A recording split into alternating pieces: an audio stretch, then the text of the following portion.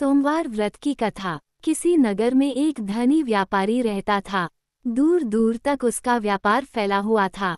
नगर के सभी लोग उस व्यापारी का सम्मान करते थे। इतना सब कुछ संपन्न होने के बाद भी वह व्यापारी बहुत दुखी था, क्योंकि उसका कोई पुत्र नहीं था, जिस कारण अपनी मृत्यु के पश्चात व्यापार के उत्तराधिकारी की चिंता उसे हमेशा सताती रहती थी। पुत्र प्राप्ति की इच्छा से व्यापारी प्रत्येक सोमवार भगवान शिव की व्रत पूजा किया करता था और शाम के समय शिव मंदिर में जाकर शिवजी के सामने घी का दीपक जलाया करता था। उसकी भक्ति देखकर मां पार्वती प्रसन्न हो गईं और भगवान शिव से उस व्यापारी की मनोकामना पूर्ण करने का निवेदन किया। भगवान शिव बोले, इस संसार में सबको उसके कर्म के अनुसार फल की प्राप्ति होती है। जो प्राणी जैसा कर्म करते हैं उन्हें वैसा ही फल प्राप्त होता है। शिवजी द्वारा समझाने के बावजूद मां पार्वती नहीं मानी और उस व्यापारी की मनोकामना पूर्ति हेतु वे शिवजी से बार बार अनुरोध करती रहीं। अंततः माता के आग्रह को देखकर भगवान भोलेनाथ को उस व्यापारी को पुत्र प्राप्ति का वरदान देना पड़ा। वरदान देने के पश्चात भोलेनाथ मां पार्वती से बोले, आपके आग्रह पर मैंने पुत्र प्राप्ति का वरदान तो दे दिया, परंतु इसका ये पुत्र 16 वर्ष से अधिक समय तक जीवित नहीं रहेगा। उसी रात भगवान शिव उस व्यापारी के स्वप्न में आए और उसे पुत्र प्राप्ति का वरदान दिया और उसके पुत्र के 16 वर्ष तक जीवित रहने की भी बात बताई। भगवान के वरदान से व्यापारी को खुशी तो हुई, लेकिन पुत्र की अल्पायु की चिंता ने उस खुशी को नष्ट कर दिया। व्यापारी पहले की तरह सोमवार के दिन भगवान शिव का विधिवत व्रत करता रहा। कुछ महीनों के बाद उसके घर एक अति सुंदर बालक ने जन्म लिया और घर में खुशियां ही खुशियां भर गई। बहुत धूमधाम से पुत्र जन्म का समारोह मनाया गया, परंतु व्यापारी को पुत्र जन्म की अधिक खुशी नहीं हुई, क्योंकि उसे पुत्र की अल्पायु के रहस्य का पता था। जब पुत्र 12 वर्ष का हुआ तो व्यापारी ने उसे उसके मामा के साथ पढ़ने के लिए वाराणसी भेज दिया। लड़का अपने मामा के साथ शिक्षा प्राप्ति हेतु चल दिया। रास्ते में जहाँ भी मामा भांजे विश्राम हेतु रुकते, वहीं यज्ञ करते और ब्राह्मणों को भोजन कराते। लंबी यात्रा के बाद मामा भांजे एक नगर में पहुँचे। उस दिन नगर के राजा की कन्या का विवाह था, जिस कारण पूरे नगर को सजाया गया था। निश्चित समय पर बारात आ गई, लेकिन वर का पिता अपने बेटे के एक आंख से काने होने के कारण बहुत चिंतित था। उसे भय था कि इस बात का पता चलने पर कहीं राजा विवाह से इनकार न कर दे, इससे उसकी बदनामी भी होगी। जब वर के पिता ने व्यापारी के पुत्र को देखा तो उसके मस्तिष्क में एक विचार आया। उसने सोचा, क्यों न इस लड़के को दूल्हा बनाकर राजकुमारी से विवाह करा दूं। विवाह के बाद इसको धन देकर विदा कर दूंगा और राजकुमारी को अपने नगर ले जाऊंगा। वर के पिता ने लड़के के मामा से इस संबंध में बात की। मामा ने धन मिलने के लालच में वर के पिता की बात स्वीकार कर ली। लड़के को दूल्हे का वस्त्र पहनाकर राजकुमारी से विवाह कर दिया गया। राजा ने बहुत सारा धन देकर राजकुमारी को विदा किया।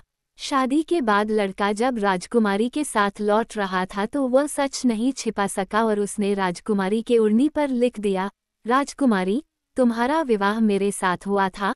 मैं तो वाराणसी पढ़ने के लिए जा रहा हूँ और अब तुम्हें जिस नवयुवक की पत्नी बनना पड़ेगा वह कान्हा है। जब राजकुमारी ने अपनी ओढ़नी पर लिखा हुआ पढ़ा तो उसने काने लड़के के साथ जाने से इनकार कर दिया। राजा को जब ये सब बातें पता लगी तो उसने राजकुमारी को महल में ही रख लिया। उधर लड़का अपने मामा के साथ वाराणसी पहुंच गया और गुरुकुल में पढ़ना शुरू कर दिया। जब उसकी आयु 16 वर्ष की हुई तो उसने यज्ञ किया। यज्ञ के समाप्ति पर ब्राह्मणों को भोजन कराया और खूब अन्न वस्त्र दान किए। रात को वह अपने शयन कक्ष में सो गया। शिव के वरदान के अनुसार शयनावस्था में ही उसके प्राण पखेरु उड़ गए। सूर्योदय पर मामा मृत भांजे को देखकर रोने पीटने लगा। आसपास के लोग भी एकत्र होकर दुख प्रकट करने लगे। लड़के के मामा के रोने विलाप करने के स्वर समीप से गुजरते हुए भगवान शिव और माता पार्वती जी ने भी सुने। माता पार्वती ने भगवान से कहा, प्राणनाथ, मुझे इसके रोने के स्वर सहन नहीं हो रहे। आप इस व्यक्ति के कष्ट को अवश्य दूर करें। भगवान शिव ने माता पार्वती के साथ अदृश्य रूप में समीप जाकर देखा तो भोलेनाथ माता पार्वती से बोले, ये तो उसी व्यापारी का पुत्र है जिसे मैंने 16 वर्ष की आयु का वरदान दिया था। इसकी आयु पूरी हो गई है। मां पार्वती ने फिर भगवान शिव से निवेदन कर उस बालक को जीवन देने का आग्रह किया। माता पार्वती के आग्रह पर भगवान शिव ने उस लड़के को जीवित होने का वरदान दिया और कुछ ही पल में वह जीवित होकर उठ बैठा। शिक्षा समाप्त करके लड़का मामा के साथ अपने नगर की ओर चल दिया। दोनों चलते हुए उसी नगर में पहुंचे जहां उसका विवाह हुआ था। उस नगर में भी यज्ञ का आयोजन किया। समीप से गुजरते हुए नगर के राजा ने यज्ञ का आयोजन देखा और उसने तुरंत ही लड़के और उसके मामा को पहचान लिया। यज्ञ के समाप्त होने पर राजा मामा और लड़के को महल में ले गया और कुछ दिन उन्हें महल में रखकर बहुत सा धन, वस्त्र आदि देकर राजकुमारी के साथ विदा कर दिया।